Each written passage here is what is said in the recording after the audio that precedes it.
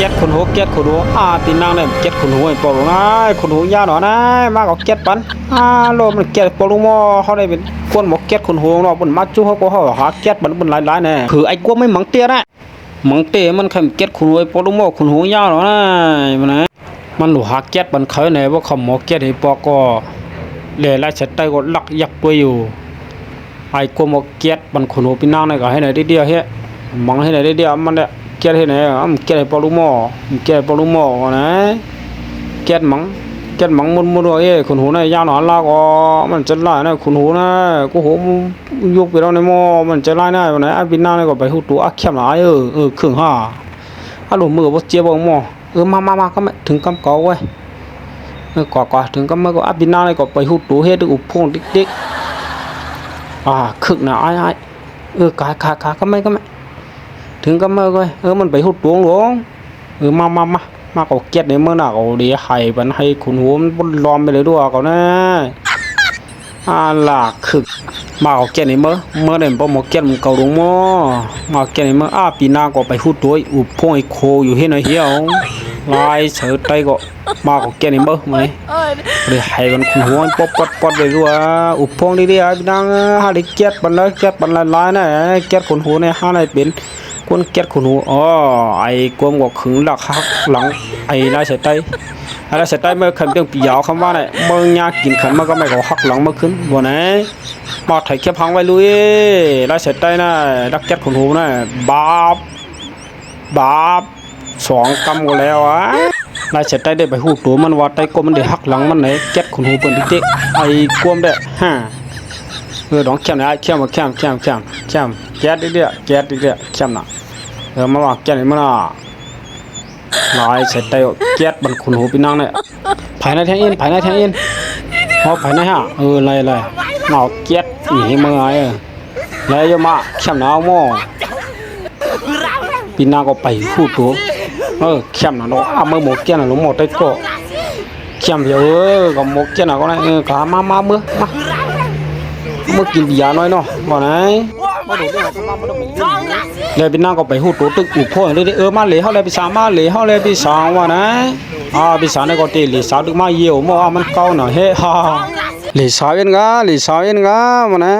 โหเดี๋ยวน้อยพอเก็ตพันคุณหูได้มาเป็นน้อยพอเก็ตปนน้อยเขี้ยมีไหวเอาด้วยนะโลกไว้พันหมดวะพอเก็ตปะนะมันแคบมิดเลยนะมันแคบมิดนะคนหัวนะ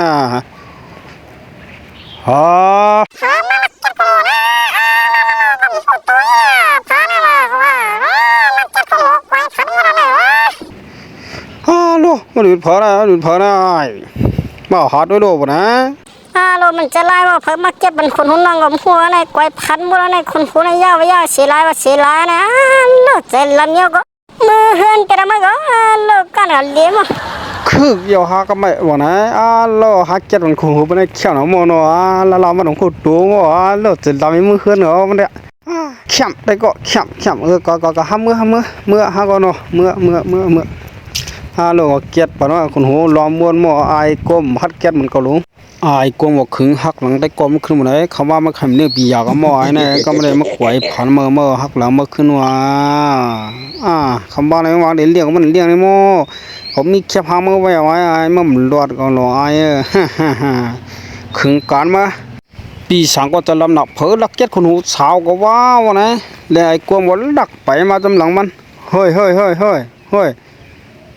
กำน่ะหาเนื้ออันเก็ตคนหัวพี่นางน่ะหาเนื้อเขาคู่ว่ามันเป็นเผอน่ะตัวในพวงของน่ะน่าก็มีแค่พามันโอ้เป็นไงมาละเก็ตคนหัวสาวก็เนาะมีก็ละกันนี้ก็มาเอาหาเนื้ออันนี้ก็รู้เอาขึงการมันว่าหลายสายไตก็ไปหูตัวตึกกอดไก่โคกับโคมาเอาเก็ตไว้เห็นไหมหมอฮัลโหลตัวเต๋อมุดบ่ลุงเหนือมาเนี่ยมาเก็ตคนหัวเสาว่าเจอเขาเนี่ยหนีด้วยหนีมันด้วยมันดีเหรอไอ้เนี่ยมันดีเก็ตตัวมันอะไรด้วยเมื่อเก็ตคนหัวเบิ้ลไอ้ได้ก็เมื่อเหี่ยงเก่าในไอ้เมื่อหักหลังเก่าขึ้นนี่อย่างแน่จะพี่ช้างมันอ่อนข้าแกนตั้งมาเลยหาเก็ตคนหัวเบิ้ลมันว่าไหนเขา มันไปขยำหับมาโจมาน่ะโจมาไอ้ใช้ไตก็อยากด้วยขายเอาน้ำมันยุงอ่ะไอ้ก้มมาหักหลังเอาหลังได้ว่านะไอ้ก้มมาหักหลังเอานะหักไอ้เมียวผมจะคำว่าเมื่อวานมันดีเรียกยาวมาขันเรียงเนี่ยเกี่ยงบักเกี่ยงมาปีสามมันจะคักก็เร็วขนาดหักแก่ดังสองโกเขาหักแก่ดังของโกนะมันอ่อนขาแก่ก่อนเขาค่ะ